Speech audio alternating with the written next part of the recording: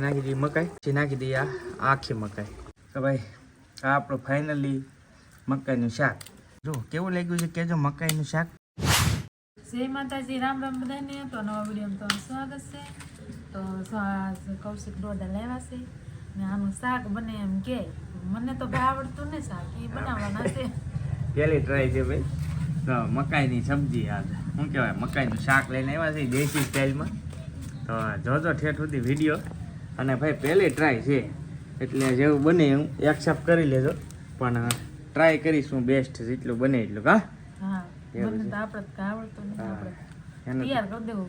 હા એને એવું છે. તો પેલા તો ચા મૂકી દીધી છે કેમ કે ચા પીને પછી આગળ શરૂઆત થાય. ચા પીધા વિના મેળ નહીં આવે એવું છે. તો ભાઈ તો ખાસ વિડીયોમાં ઠેઠ સુધી રહેજો. અને મકાઈનું શાક ટોપ બનાવવાનું છે જો તમે, બરાબર. જેવું થાય એવું હાલો તો વિડીયોમાં ઠેઠ સુધી રહેજો. વિડીયો ગમે તો લાઈક કરવાનું ભૂલતા નહીં. ચેનલ પર પહેલી વાર આવે તો સબસ્ક્રાઈબ કરી રાખજો. પછી પાછા બીજા વિડીયો આવા આવે ને તો તમને મળતા રહે. છે ને અમેરિકાની મકાઈ લેવા છીએ. જોકે અત્યારે અહીંયા બેસ્ટ તો નથી આવતી. ગામમાં આવીને એટલે મને યાદ આવી ગયું. 2 કિલો મકાઈ લેવા છીએ અમેરિકાની. તો જોઈ છીએ હવે આમાં કઈ રીતનું આનું એસ્ટિમેટ કાંઈ ખબર છે નહીં એવું છે. ત્યારે અમારે માણસો થોડા ઘટતા હતા એટલે કામવાળા માણસો આવી ગયા છે બહારથી. ક્યાં ગામથી આવ્યા તમે ભાઈ? બાંભણિયાથી. એમ કે મારો દીકરો કેમ છે. તો ભાઈ મકાઈ ફળે હે બધા આવે બહાટી ઉપડ્યું છે ગરબો. તો તને ખાવાની છે બાપ ફાઈને પાછી શું કરવાનું ભાઈ? ખાવાની મકાઈનું શાક.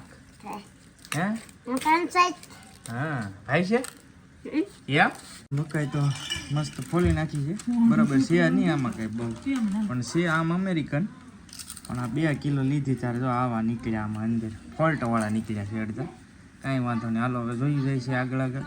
આ બધા મસાલો છે તમને પણ આવડી જાય ભાઈ રેસીપી. કેમ કે હું બગાડીશ એટલે તમે બગાડશો બરાબર. એટલે વિડીયોમાં રહેજો એટલે તમને આવડી જાય. જો હારી બનશે તો તમારથી હારી બનશે. હું બગાડી તો તમે કદાચ મારા કરતાં થોડુંક સુધારી એકશો બરાબર. તો વિડીયોમાં રહીને મજા આવી છે. તો પહેલાં આપણે છે ને મકાઈ છે બાફ નાખવાની છે.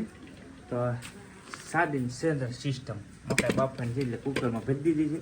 ત્યાર પછીની આગળ પ્રોસેસ તમને હું કહું કઈ રીતની છે ભાઈ. કેમ કે ભાઈ હું અડધો કારીગર છું બરાબર છે. એટલે બનાવવાના છે ભાઈ. તો જો મકાઈ મૂકી દીધી અસ્મિતા હવે બાફવા માટે મૂકી દે. પાણી રેડી મૂકી દીધી છે બાફવા. આપણે જે રીતે નોર્મલ બાફીએ એ રીતે બાફવાની છે. પણ બહુ વધારે ન બફાઈ જાય એનું ધ્યાન રાખવાનું રહેશે આપણે. તો હવે મકાઈ તો બાફવા મૂકી દીધી છે. મકાઈ બફાય ત્યાં સુધીમાં જે આપણે જે મસાલા અંદર નાખવાના છે એ બધા રેડી કરી નાખીએ. મસાલો રેડી કરી નાખ્યો છે બધે. આ છે આદુ અને લસણ, ત્યાર પછી લીલા મરચાં અને ડુંગળી અને આ છે ટમેટા. તો એટલી વસ્તુ આપણે નાખવાની છે એની અંદર. તો જો આ રીતનો કંઈક મસાલો રેડી થઈ ગયો છે. જો આપણી મકાઈ છે ને એ રેડી થઈ ગઈ છે, બફાઈ ગઈ છે મસ્ત. જો અને આ બેને જો સાલું કરી દીધું છે ખાવાની. મજા આવે ને? શાક નહીં બનવા દે જો ઓલા તો વીઆઈ ગયા લખર તો કાંઈ ન છે. તો જો રશ્મિતા છે એ દાણા કાઢે છે મકાઈને. તો આવી રીતે કરવાનું છે. મકાઈ રેડી અને દાણા પણ કાઢી નાખીએ. હાલો હવે આપણે જો આપણે દાણા કાઢી નાખ્યા છે મકાઈના. અને ત્યાર પછી આ છે ને આખા રહેવા દીધા છે ફાડા ટાઈપ કટિંગ કરી નાખ્યા છે. કેમ કે આને આમનામ નાખવાના છે. અને આ દાણા તો આ રીતનું રેડી થઈ ગયું છે. હવે જો અસ્મિતા છે હવે તેલ મૂકી છે. અને ત્યાર પછી હવે આપણે ચાલુ કરી દઈએ મકાઈનું શાક બનાવવાનું. કેવું બને છે એ જોજો તમે, મજા આવી છે. કેમ કે ભાઈ મારે પહેલી ટ્રાય છે. બાકી શાક તો મસ્ત બનશે એમાં ના નહીં તમતાર. એ જવાબદારી મારી ગેરંટી સાથે બરાબર. તેલ મૂકી દીધું છે કે વઘારીને બનાવવાનું પ્લાન હોય ને એટલે આ રીતનું બધું છે. આ બધું આવી ગયું છે આપણો સામાન. અને તેલ આવે ને પછી શરૂ કરી દઈએ બનાવવાનું. તો તેલ આવી ગયું છે તો આપણે નાખી દઈએ રાઈ. ત્યાર પછી થોડુંક નાખીએ જીરું. આદુ લસણની પેસ્ટ શરૂઆતમાં નાખી દઈએ. ત્યાર પછી નાખી દઉં ડાયરેક્ટ ડુંગળી.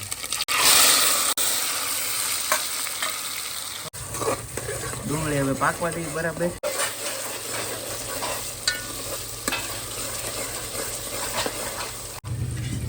હવે ડુંગળી થોડી પાકી ગઈ છે.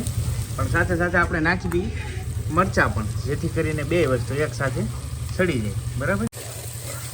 મરચાં પણ નાખી દીધા છે એટલે મરચાં ડુંગળી 2 એક સાથે પાકી જાય એ રીતનું છે.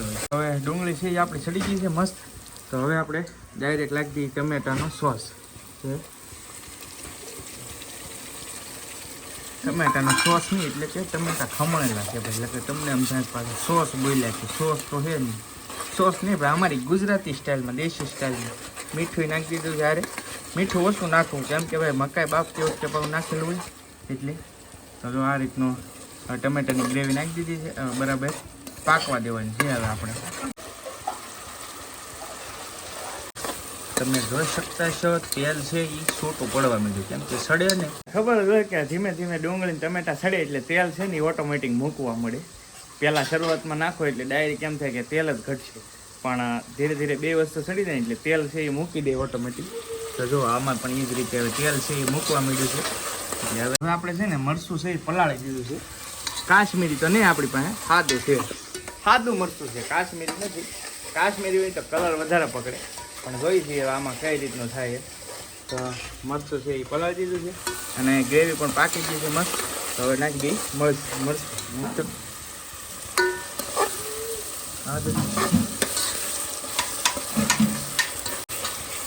હવે આપણે નાખી દઈએ મરચું. બધું મરચું નાખી દીધું છે. મરચાંને થોડીક વાર પાકવા દેવાનું રહેશે. બરાબર. હવે આ પરફેક્ટ પાકી ગયું છે પાણી કમ્પ્લીટ. તો હવે આપણે નાખી દઈએ મકાઈ. તો હાલો હવે આપણે નાખી દઈએ મકાઈ કેમ કે હવે ગ્રેવી છે એ પાકી ગઈ છે. તો મકાઈના દાણા પહેલાં નાખી દઈએ. નાખી દીધી છે દાણા ને હવે ડાયરેક્ટ હલાવી નાખીએ એટલે આ રીતનું રહે. ત્યાર પછી આપણે આખી મકાઈ છે એ પણ નાખી દઈએ. હવે પછી નાખી દઈએ આ આખી મકાઈ, જેથી કરીને એમ કહી શકાય કે ઓરિજિનલ મકાઈનું શાક ભાઈ. આ કાંઈ ઘટે નહીં એવું ગ્રેવીવાળું છે. આ રસાવાળું તો છે જ નહીં. તો કે હવે થોડીક વાર આમને સડવા દેવું પડશે, થોડીક જ વાર. કેમ કે આમાં બધો આમ કહો ને તો મકાઈ તો આપણે પહેલાં જ બાફી નાખીએ એટલે કાંઈ બહુ વાંધો નથી. તો જો આ રીતનું કંઈક મકાઈનું શાક છે. હવે આપણે નાખી દઈએ કોથમરી કેમ કે શાક છે એ સડી ગયું છે કમ્પ્લીટ. તો હવે એની ઉપર આપણે નાખી દઈએ કોથમરી. તો ભાઈ પહેલી વાર બનાવ્યું તો કેમ કારીગરમાં કાંઈ ઘટે? કાંઈ ન ઘટે. આમ જોયામાં જ તમને આમ જોયામાં જ એમ લાગે શું કે દાંત કાઢ્યા. હું તારીફ કરે એ વાત હતી. મારા વખાણ હું કરું ભાઈ, પણ તમે જોવો એટલે આઈડિયા આવી જાય. આ જો રોટલી બાંધતી દાંત કાઢવા મળી તો તમારે તમે તો વખાણ કરો. તો વખાણ તો કાકા કરવા જ પડે ને. જુઓ તમે શાક જુઓ. તો ભાઈ આ આપણું ફાઇનલી મકાઈનું શાક. વાહ વાહ. મને તો ભાઈ પાણી આવવા મળ્યું છે. હો ભાઈ જો મસ્ત શાક બની ગયું છે રેડી. હવે રોટલા ચડે એટલે ખાઈ લઈએ. પણ તમને કેવું લાગ્યું નહીં ખાસ કમેન્ટની અંદર કહેજો.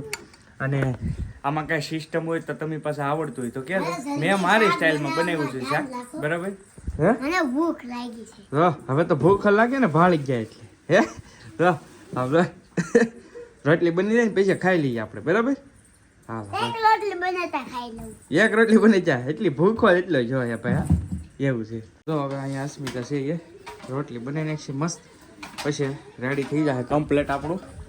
પછી હે આપણને મસ્ત નહીં આવડતું. મસ્ત નહીં આવડતી રોટલી તો બનાવવાનું ક્યારેક હોય ને, હું ક્યારેક બનાવવાનું હોય ને. ક્યારેક બનાવવાની એ વાત સાચી. તો ભાઈ એવું છે. તો જો હવે રોટલી બાંધે છે કમ્પ્લીટ. ભાઈ આપણે છે ને ડેકોરેશન કર્યું છે આ વખતે શાકને કોથમરી સાથે. જો આ રીતનું કંઈક આવે ને એટલે મેં ડેકોરેશન કર્યું છે. જો કેવું લાગ્યું છે કહેજો. મકાઈનું શાક કમેન્ટમાં ખાસ કહેજો કઈ રીતનું લાગ્યું છે. જોઈ આમાં જો કાંઈ ઘટે